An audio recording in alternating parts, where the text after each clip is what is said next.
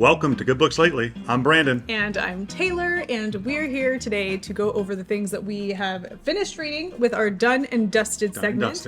Things that we are currently reading. Bookmarked. And some compelling pickups, which are usually books that we've picked up that we want to share with you guys, but I have something a little bit different to share with you guys today. Brandon does have a book that he picked up. Yep. And then we're going to go from there. So we just kind of want to give you an update on our reading status because we have both recently finished something. Started with Done and Dusted.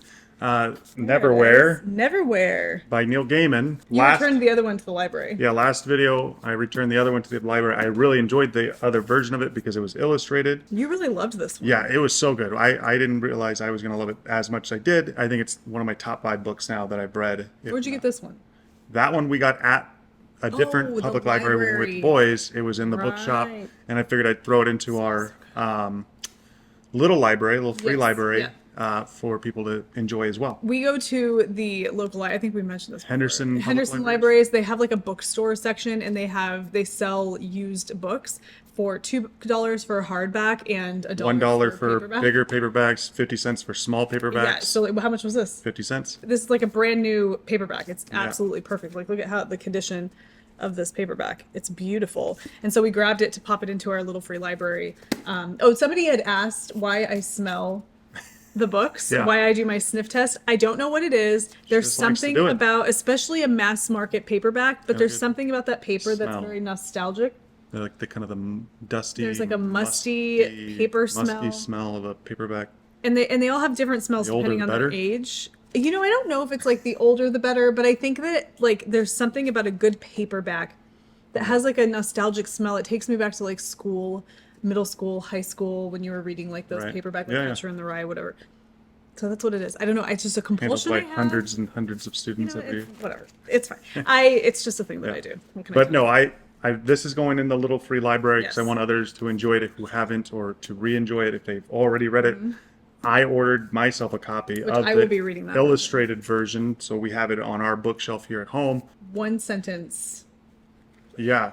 One sentence. Was it one sentence synopsis for Done and... Yeah. Okay. Fairy tale story about a magical world under London Underground. Under the London Underground? No, sometimes. Yeah. A really cool fairy tale-esque magical world. Also questioning of like reality, I guess, in a sense. This version and the illustrated version included the kind of like the short story, how the Marquis got his coat back. After posting that I finished it on Instagram, people are telling me, oh, if you love that, these are some other ones by Neil Gaiman that you'll probably love as well. So I'm going to be looking to pick some more. I can tell that I would. Gaiman up. Yeah, for sure. And you keep telling me that I would love this. You would. It says, under the streets of London lies a world most people could never dream of. The dark classic of modern fantasy. Yeah, really, really good. Richard Mayhew is a young man with a good heart and an ordinary life, which is changed forever when he stops to help a girl he finds bleeding on a London sidewalk. Okay, yeah. I mean, it makes it sound a little... kind of, yeah. But it's so much more than that, yeah, right? Oh, yeah. Okay, oh, yeah. Cool. So this is Neverwhere. What would you give it for a star rating? 5 stars. Easy. Okay. 100%, no doubt. I could tell by the way that you read that and talked about it that you loved it. So that was great. Cool. So that's my first Done and Dusted. What about you? All right. I only have one Done and Dusted today, and that's great. I finished Vampires of El Norte, folks. So I started this one... I want to say I started this the day that we filmed last time. It's trying to... There it is. The day that we filmed last time, I started this, and I absolutely loved it. This is by Isabel Cañas. She's also the author of The Hacienda, a book that I recently finished. This one, I took some notes in my reading journal. By the way, I forgot to mention much about... We're going to do a separate video where we talk about our reading journals, so that's coming. But this is a reading journal I picked up on Amazon. It's by this company here, which apparently is German. And I want to say it's... I can't remember how somebody told me how to pronounce it, but it looks like papier. But you can get it on Amazon. I will link it down below. This book, one sentence synopsis, and I actually wrote a one sentence synopsis. Is that cheating? No, go ahead. Okay. It's, what is this? A tragic Shakespearean misunderstanding, that's my own words, leads to the separation of two bosom companions for 9 years. But once they, wait, what is it? But once united, They need to grapple with their feelings for one another while also doing their part to lend support to a group heading out to fend off the not only Yankee Rangers, but also bloodsuckers of another kind. During the time when the Texas border was expanding. Was it expanding? Yeah, it was expanding south into parts of Mexico and all of the different, the tumult that was going on during that time, 1840s Mexico. The history in this is so great. I felt like I was compelled to Google things a lot. Learning about that time period, about different players during that time period, like what was going on with people at that time and what was going on in that setting. The setting is beautiful. It takes place on, in northeastern Mexico, from what I gather. It's beautiful. Yeah. And then there's this folklore element to it. Again, it's mentioning vampires, but it's not just your traditional vampires like you're probably imagining when you think of vampires. There's more to it than that. Right. I really loved this book a lot. The romance part of it was really interesting. I flew through it and I enjoyed it so much. I took some notes if you don't mind. No, not at all. Okay, so would I recommend, or would I read this book again? I said I enjoyed this jaunt through Mexican history, and the folklore and romance was beautifully delivered. But there was something else I wanted to mention. Oh, there's something that they mention in here. It's mentioned quite a lot, and it's called susto. And it means a distress attributed to being frightened. And in this book, it's used to kind of like describe this thing that happens to people and they're almost like scared stiff, really, which I thought was really interesting. I'd never really heard about that. I think I'll wait till I get to quote of the day. My review for this is over on Goodreads. Yeah, what's your star rating though, right My star rating is 5. I enjoyed this thoroughly. I felt like it was... I think about it still. I feel like sometimes I get up in the morning to come out and read, and I feel like I'm still reading this book. Like it's still... Yeah, it took you a little while to kind of get into the next read. Oh my gosh, yeah, we'll talk about that in a minute. It has. It's lingering, and I love it so much. So definitely recommend Vampires of El Norte. That cool. five stars for sure. Awesome. Yeah. Well, my next done and dusted is The Gunslinger. Yeah, you finished it. Book 1 of the Dark Tower series by Stephen King. Yeah, I finished this shortly after I finished Neverwhere, because after it got done with Neverwhere, I pulled it in. But tell us about this experience. Yeah, as I was finishing this, I was toward the last 14 pages. Had these weird feelings of just kind of this sensation, this thing going on in my head as I would read it, and conjuring up memories. Yeah, and then I was having kind of tumultuous dreams, or at least just just not settled while I sleep, because usually I would read this right before we fell asleep.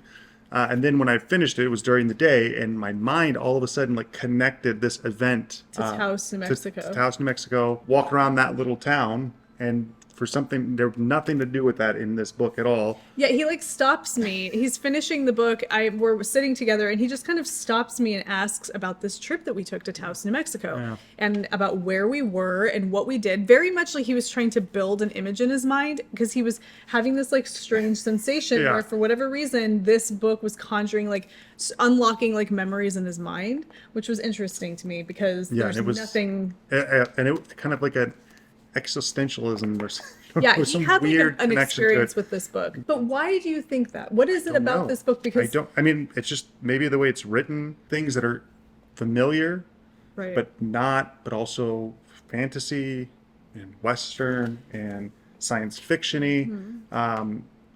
But it just kind of gets you in this kind of, allows your mind to kind of open up a little bit more, I guess. So this book has a revised version, which you and I realized. So it has a revised version that was written after this one, and this is the original version. And Stephen King himself even said in some place, I think some author's note or something in the new version, that he needed to rework some of the words for various different reasons. I think one word he used and you said was pretentious.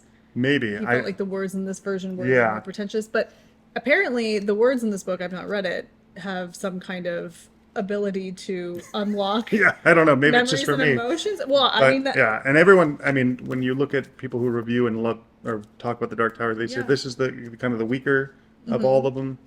So I'm interested, I'm eager to get to the other ones. I'm going to kind of hold off. I got other reads that I've lined up for myself, but when I get back into it, I'm going to be interested to kind of see how this goes. So can you give a 1-sentence synopsis of that?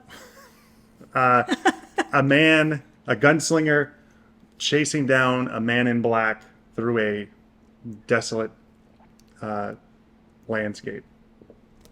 And But it apparently doesn't- there's so much more in there. But that doesn't even touch really what's going on in here. But if you so if you think about that just as like the bones of a story, Yeah. right? And you add in, you think about all the potential for adding the meat and the flesh to the story, you could see how that could deliver Yeah. maybe No, a really there's interesting it's existential cool. narrative. I enjoyed it. That's cool. Okay, Yeah. very good. So that was your That second was my second one. I also finished the third in the Paladin's Hope. hope. Which was great to listen to that. I'm starting with the last one in that series so far. I don't know if there's going to be another one after that. I don't know, but I just started that one as well. So, And that was an but, audiobook. Yeah, Gunslinger, 5 stars. The audiobook Paladin's Hope, 5 stars. You guys know how I feel about T. Kingfisher, Paladin, Saint of Steel. They're great. Okay, good. Yeah. Nice. All right, let's move on to Bookmarked. All right, Wanna bookmarks. start What it? are we currently reading? So after, I'll start. Okay. So after finishing Vampires of El Norte, I just feel like I was so involved in that story, and it's Well, you not did that like you story's- because you bounced. You had the Vampires del Norte, but before that it was the Diavola. well, yeah, but before that because Diavola kind of you Twisted did Crowns. really quickly, Yeah, and then right? there was 2 Twisted Oh, okay. Crowns. I was thinking the other one. Hacienda. Hacienda. Yeah. So right, because Hacienda I read just like 3 weeks ago. No, not even. It was like Not even 3 weeks ago. And so I was in that world there with the same, it almost feels like it's the same universe. And it kind Yeah. of is if you think about it. And so this one, I just wasn't ready to let it go. And sometimes when you're not ready to let a book go, it's hard to jump into something different. You gotta take your time. Right. But I think a really good solution to that is to jump into something different and have that something be different, significantly Yeah. different, so you're not trying to tie and make connections and whatever. And when we did our June TBR, one of the books that I had mentioned, and I mentioned this in the last video as well, is Alchemy by S.J. Paris. So this actually I think was part of my bookmark. I don't know if this was part of my bookmark Yeah, in it the was. last video. Yeah, you had just started it. I just started it, and it took me 2 days to get to like 25 Yeah. pages. We were I also busy though. We were busy. There were other things going on, but I just couldn't lock into it. And so I finally just was like, I have to sit down. I have to put some time into this and get it going. And I have, and I'm really excited to get started. Now, this is a book that takes place in 1588 in Prague, and it deals with Giordano Bruno, who was kind of a scholar and a philosopher. Real person. A real Not a person. fictional Not a character. fictional person. But fictional stories. It's this story and the narrative here is fictionalized, but it's based on this real person. Yeah. And he was you know, if you're interested in these books, just look up Giordano Bruno. I'm not going to tell you because I feel like historical people, if you know how what happens, it's kind of a spoiler. Right. Fascinating character. This one is the 7th book in a series of books based on this character, and he typically is involved in some kind of intrigue and mystery surrounding a murder or somebody is in danger. He's investigating. And he's investigating. And this one takes us away from England, where he usually is working for Queen Elizabeth, or I should say Walsingham, who is working for Queen Elizabeth. Right. And now he is working for, oh my goodness, it's Holy Roman Emperor. the Holy Roman Emperor, which is, why am I forgetting his? Prague.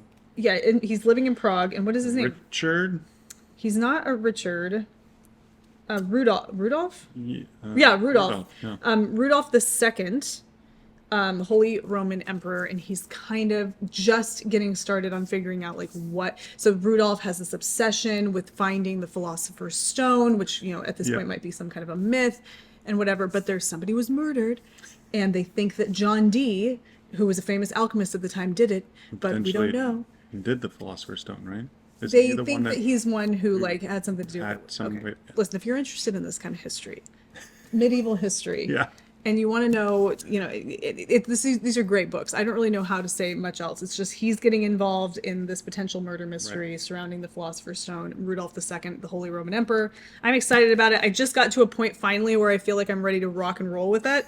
Sometimes it takes a little bit of Yeah, time. yeah. She builds things up. She's very much like C.J. Sansom in that she really builds up the setting and the character and where they're at right now to get you started for what's going to be a really intriguing story. So I'm excited about this. I'm this far. This is why I like physical books, because you can see how far you are. So there's that. So that's my first bookmarked. Yeah. All right. Is there anything else I'm supposed to do with that? No. What else have we? I think that's it. Yeah. Yeah. Okay. Your turn. Give him a little. Yeah. Just give them a little taste. Yeah, a little taste. First bookmarked is Born to be Hanged Born by to Keith be Thompson. hanged. I got this book I got this book largely based off of my previous read before we started this YouTube channel called The Enemy to All Mankind, which was a nonfiction story about pirates in the Indian Ocean. Okay. Really cool book. If you haven't read that one, that's a good one. But it got me, I was like, I'm in a pirate mood. Yeah. Kind of put some pirate books on my want to read list on Goodreads, and then snagged this at the Writer's Block, which is A local, great bookstore if you're ever in local Las downtown Vegas. Las Vegas. Yes. Story of pirates in the kind of the Caribbean, but on the other side, the Pacific side of Panama. It tells you learn about pirates, some of the things that Hollywood gets wrong in The pirate myths story. and, of pirates. What are those things about what they didn't talk about on pirate ships? Pirates didn't talk about drowning. They didn't talk about church. They didn't talk about pigs, and they didn't talk. What was the last one? Oh my gosh. Church, drowning, pigs, and I don't know. I can't remember, but Yeah. the pigs part was because pigs can't swim. Yeah. So, but no, I'm having a blast with this. It's got me wanting to watch Pirates of the Caribbean movies. I had a different bookmark in here. Speaking of bookmark, and our son had one of these old like pirate speaks fortune things you that's put so forward. cool. And I saw it and I was like, oh, that's got to be a perfect bookmark Yes, in there. that's So cool. that's in I there. didn't even notice that. That's awesome. Yeah. So I'm cruising through this. I probably get done next couple days. It here. says on the front, the epic story of the gentleman pirates who raided the South Seas, rescued a princess, and stole a fortune. Yeah, really cool. Very cool. Really, Does it read like fiction? a little bit. Yeah, there's a little bit of fiction, but it's really kind of they make Much sure more you, information. Yeah, but it's great if you kind of like those types of nonfiction. Yeah. This is perfect. I need to break into nonfiction at some point, and I feel like a book like that would be Yeah, the key. yeah. Cool. All right, my next bookmarked. So I was really trying to find something else to read. I was thinking I was going to read a Fate, what is it? Fate Inked in Blood. Which is a book that was on my TBR. I'll pop a picture up so you can see what I'm talking about. I do want to read that. I'm excited about reading that, but I just felt like I wanted to do something different than fantasy right now because I've had a lot of that going on. Yeah. And I had recently picked up the Hazelborn Ladies Motorcycle and Flying Club after seeing it at the library, at the bookstore at the Midway Airport in Chicago. Mm-hmm. I just started this today. Yeah. My Goodreads, for whatever reason, is not updating how far I am into the book. And I guess they do that on Goodreads if they don't know how many pages are in the book. If it's not logged, then you can't update your percentage. But I'm on page 61, and I really like this. Good. Yeah, it's kind of different than what you typically. Totally. Well, Not typically, but it's just different. It's taking you out of that Victorian medieval. Yes. So this takes place in 1919. The World War I has just ended, and people are grappling with their life In the new in this new world that they're living in. You have men coming back from battle that are injured and trying to navigate this landscape that is kind of, it's coddling, but also not very accepting of them in terms of like their ability to work and things like that. Yeah. And then you have women whose like freedoms that were provided them during the war because men were away fighting have been taken away from them. And so this kind of surrounds that. I'm scraping the surface of it now, but I can see what it's building. You have some characters in here who are dealing with some of those issues. There's like a romance that I think is going to start budding between two unlikely Nice. characters. I think they call this like enemies to lovers situation. Okay, yeah. But I think it's going to be interesting. I'm excited about it. I love the writing. So remember how we talked about we couldn't read Agatha Christie's book out loud because of the cadence of the writing? It's a similar style. The way that they talk to one another kind of reminds me of the way that they talk to each other in Rebecca. And I love when I'm reading it to myself. I love that. It's very much like I don't know, they say a lot of darling and I don't know. Yeah. It's hard to explain. Proper English. Yeah, and it takes place in Hazelborn on the Sea, but it reminds me, and especially based on that picture I showed you of Hastings. Yeah, I think. Is that in England? No. No, where's Hastings? But it's like one of those seaside villages with chalk cliffs in England. Like remember the show Broadchurch? The way that they describe where this takes place kind of reminds me of that town in that show. I don't know. No, yeah, Hastings in East Sussex. Yes, that's very much where this is. I don't know if this is an actual place, Hazelborn.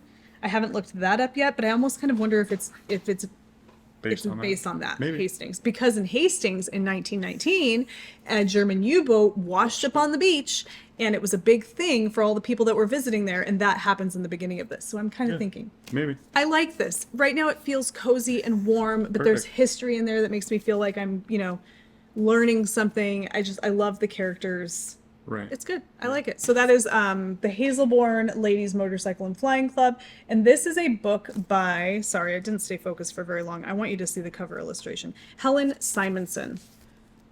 How cute is that? Yeah. So that is one of my that's my second bookmarked. Those are my two Oh. bookmarked. Yeah. They're both marked with Bookmarks. Yeah. All right. My second. Ooh, a big boy. This one is this one's big. The Will of the Many, by James Islington. Yeah. We haven't talked about this, you and me. No, I mean, it was on our June. My No, June. but you and I haven't seen Oh this yeah, yet. yeah. And it's my nighttime book, my before bed or in bed book right now. So I'm not very far with it because I keep nodding off. I'm about 50 pages into 600 and something about it. pages. But I'm enjoying it. What does it look like when you're reading it and you're nodding off? Do you do that thing where you your eyes Yeah. all of a sudden before you I know just it? rip and then I wake up 15 Your minutes face. later. Yeah, yeah. But no, I'm enjoying it. When I get done with the Born to Be Hanged, it'll come out into the living room, and I'm probably gonna chow through this because it's a really kind of a unique story that I like. It has this idea of kind of ancient Greece in a way of hierarchy and stuff, and Is that there play. a school involved in this? Not, Or I an mean, there academy might of some be, kind? might be Okay. because I'm not there yet. But Okay. it's about a kid. I think he's about 17 years old in this, who's orphaned. Apparently, his family was murdered. That's all mentioned in the first 50 pages, and he's kind of on the lam. His identity is secret to even us. We know he's hiding his identity from others, but there's this whole idea about wills, which is the will of the many, Right. and what that means. And so I'm learning that as I go, but I'm really enjoying it, and I can't wait to get further in. And I know there's supposed to be a sequel coming out soon, or in the near future, I guess. Yeah. But yeah, I'm into it. It's kind of up my alley with kind of a historical take on Greece and Rome and classical kind of mythology, but not really. All right. Our Together book. Yeah, our Together book. Riley Sager's The The Only Only One One Left, which we're enjoying I so like far. it. So we just read House Across the Lake, Yeah. and I like this. That was fun, but I'm already liking this so much Yeah. better. I think the characters are more interesting. The writing is more Set in the interesting. 80s. Set in the 80s. About a Which Lizzie. isn't really obvious other No. than just mentions of certain things, but I mean, they it do takes place in old, Maine. yeah, Maine, and a really old house on a cliff money, like that. yeah. A deliciously twisty and addictive gothic chiller about a young caregiver assigned to work for a woman accused of a Lizzie Borden-like massacre There you go. decades earlier. We're just early getting on. started. Yeah, we're very early on, so there's lots of little things that are happening that wait, what? Yeah. Huh?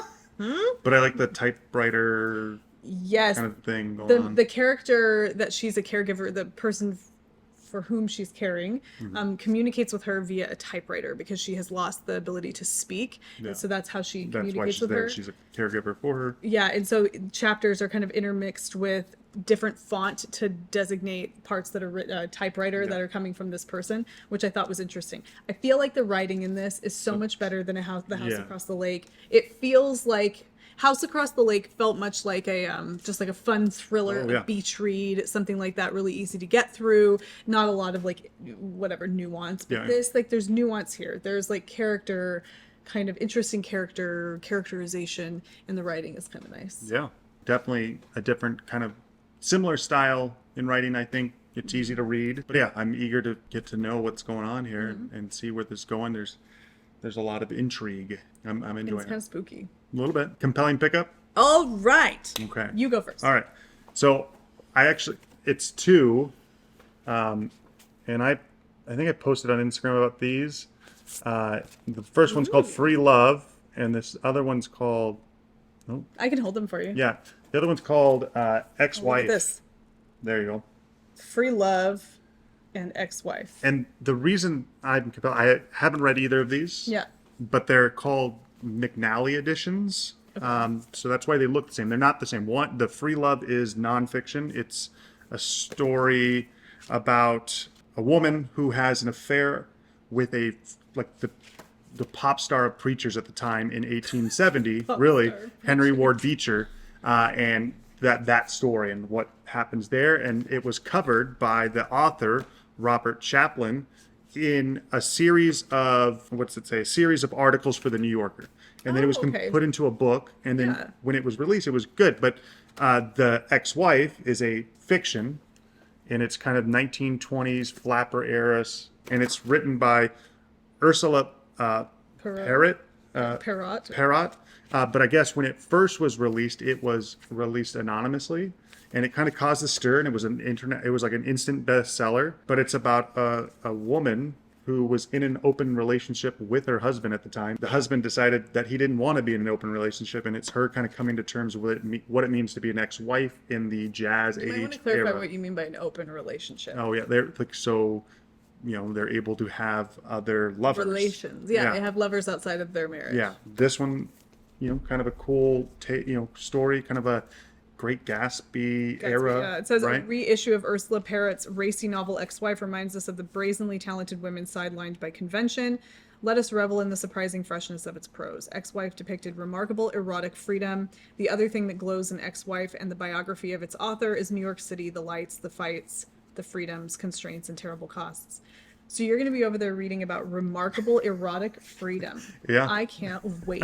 What are you more interested in? Just the idea of it being the McNally edition thing, or the story itself? Well, both. Yeah. I like the story. I'm nonfiction. This is kind of a cool story. This is the one, a wry, instructive, and hugely entertaining account of one of the most sensational trials in American history. Yeah, it's a kind of a story that I'm not familiar with in U.S. history, but I kind of know the people involved. I think Susan B. Anthony's involved in this story a little bit. Henry Ward Beecher. Yeah, I've heard of Beecher before. Okay. But yeah, no, those are cool, and so check them out when you're in a bookstore. McNally editions. If you haven't heard of them, check them out. Go to their website. But I think they're kind of cool, and it's kind of like a paperback with a hardback. I know feel. It has this like very cover thick, is hard, and then these like bookmark jackets almost that are not book jackets. You can almost bookmark it filter. So really cool. Yeah, that's my compelling pickup, McNally editions. Very good. Okay, my compelling pickup, and before we kind of jumped the gun because we didn't share our together book. Oh, right. So after I do my compelling pickup, we'll share the book that we're reading together because somebody asked last time. We switched it up. Yeah. So I'm not going to share a book with you guys today. I do have a book I picked up, but I wanted to do something a little different. Now, for those of you that are watching from Wool Needle's Hands, hello, you have seen this already. But for the folks here at Good Books Lately, I have just recently become absolutely infatuated with these things called book nooks. Okay, they are I'm gonna try and make sure I can. They are miniature bookends. When I say miniature, the little things going on inside are miniature, and they're bookends. You put them over on your bookshelf to hold your books up, but they have these adorable little like scenes on the inside. I want to kind of hold this so that you can see inside. I did this on the other. Oh, sorry. Yeah, so you can kind of get the picture of what's going on in here. And each of these little things that you see are put together. Sorry. No, I'm sorry. Are put together and placed and glued and all sorts. Hold on, I gotta adjust something here. And I love it so much. Yeah. So this one I just finished about a week ago, and then I started another one. So I wanted to show you this one that I just picked up. So this one was a Sage library. I'll link to it down below. This other one is called The Secret Rhythm DIY Book Nook Kit. Excuse me, this is the box. And DIY Book Nook. I got it on Amazon, and I love it. It's going to be a little music studio, and I want to show you what I have so far. Hold on, because it's a little... Now, it's not done. I've been working on it bit by bit. Yeah, you got it? Here. So it's a little music... Here, I'll hold it. Yeah, and that way I can turn it. It's a little music studio.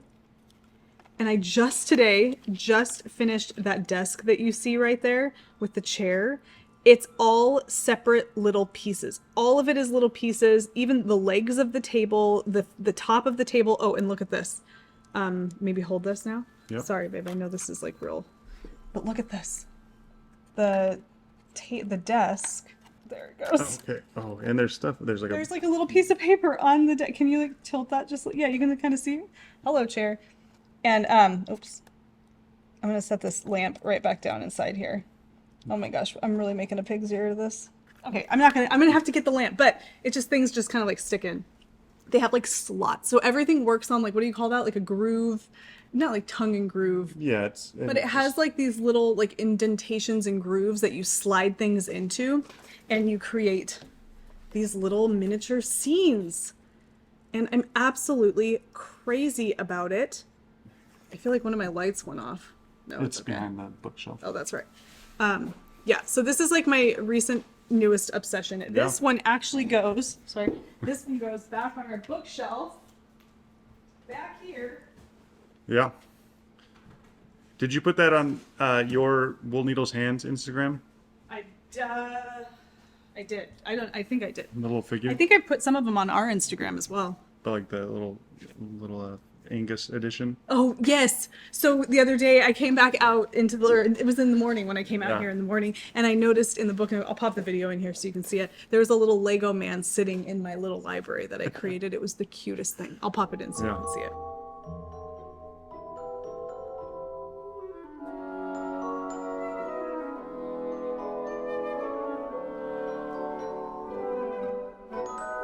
That's my compelling pickup. Right. All right, so we are going to do quote of the day. All right. All right, you want to start with quote of the day, or? Yeah, I will. Okay. Let me get to. I have a couple, but Okay, actually, I'm doing my quote of the day from the book I'm reading right now, Alchemy. This one, so at the time that this book is taking place, the Jewish population living in Prague, they're there, and they find that they can live relatively comfortably there. However, it's not all peaceful and rosy for them. There's still a lot of persecution and a lot of just not great things going on for that community of people in that part of Europe at that time.